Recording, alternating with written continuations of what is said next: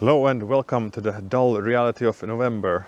Now all of the fun, colorful leaves have fallen off the trees and yeah, we're left with this quite, well, muted color landscape. And yeah, I mean also on the ground the leaves have lost their colors, become brown and dark yellow and gray. So even trying to glue the leaves back onto the trees wouldn't help in this case. So yeah, since there is almost no color in the landscape, one might as well shoot black and white.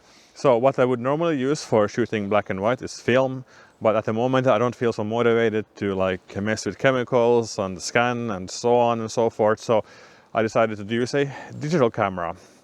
And even though I have tried many different cameras, I have not found one which produces like as nice black and white photos as film. However, I have a few cameras which I have not tried shooting black and white with yet, and one of these is the Fujifilm S3 Pro, a quite nice vintage DSLR from the year 2004.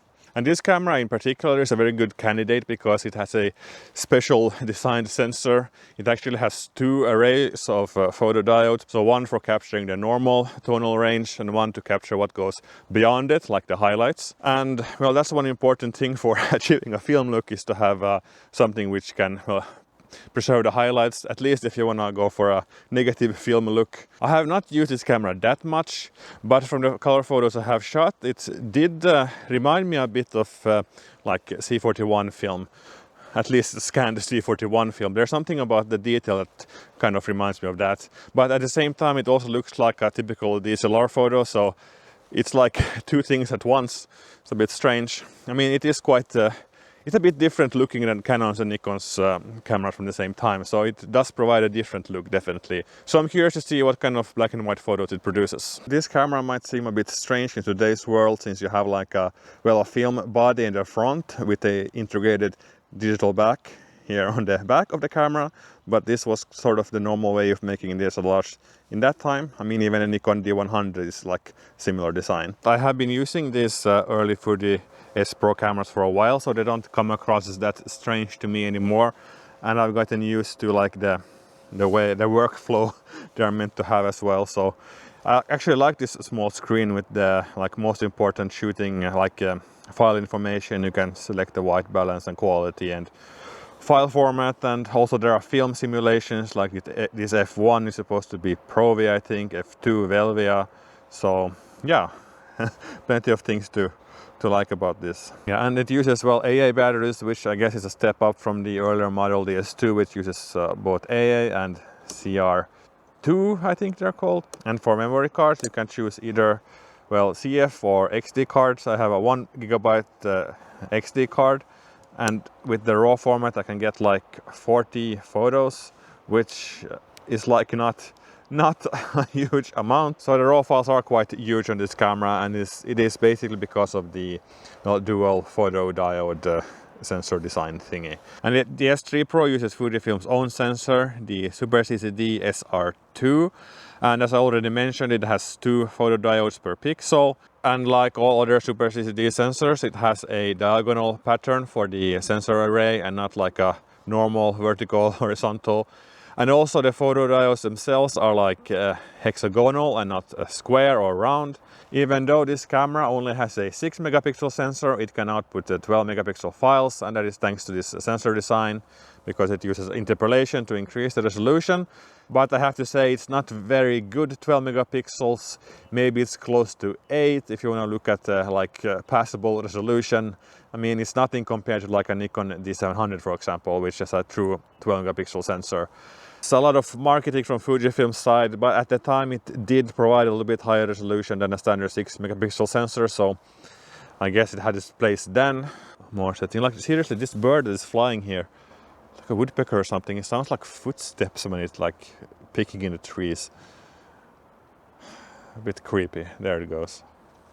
Kind of big. And I guess for being able to edit the settings, I should not use the film simulation but the standard. And for the dynamic range, I'm using white 2 and then colors black and white, tone hard, that is the contrast, and then standard sharpness.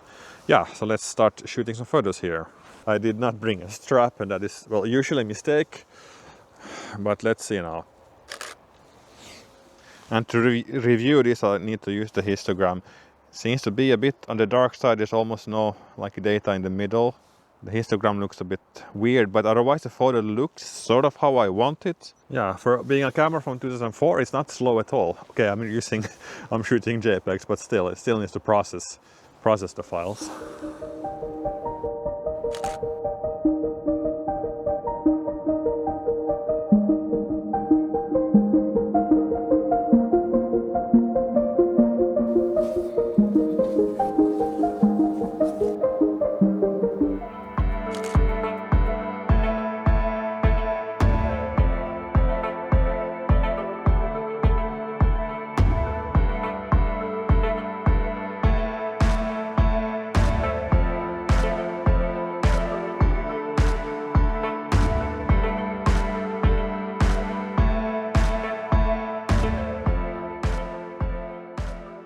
I have had a look at the photos I shot with the S3 Pro now, and I have a few observations. First of all, when using high ISOs, you should not use JPEG because it creates a very not nice looking detail, a bit mushy looking, digital in a bad way. So you don't get this nice grain detail that you would get on like Nikon DSLRs like the D200, D70. Also in RAW, it has quite a lot of noise reduction.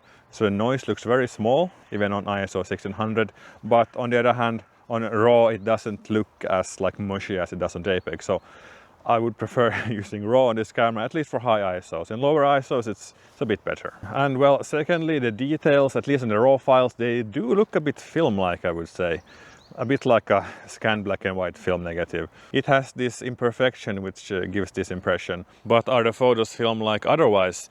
Well, in general, I would say, at least the black and white shots I did, they kind of have this impression. You could fool me with this and claim it is film, and if I couldn't zoom in on the detail, I could actually believe it. But still, if I would go out with the intention of actually shooting black and white photos, I don't think I would take this camera. I would still go for film, I think, or a bit newer camera like the D700 or D200 even, because they do have much nicer looking noise, because as I already mentioned, the noise quality is not the strong point of this camera. And thirdly, well, this is a fun vintage digital camera. Both in the way you shoot it and also how the photos look. So yeah, I actually do like this film simulations. It has like the F1 and F2. They do provide a quite interesting look straight out of camera, so I do feel tempted to go and shoot some more with those modes enabled. Overall, so far I would say this is probably one of the best cameras I have found for black and white film simulation. But then again, yeah, I have a few more to try, so I will see about that. Although I have to confess, after doing this test, I don't feel that eager to shoot black and white. The landscape is very dull at the moment, but I don't know, still it should be possible to find some colors. So I think I will continue with color photography in this month, even though there are almost no colors. I just need to find other ways to shoot in these conditions. Well, in any case, I think this is all for this video. Thank you for watching, and see you in my next video. Bye!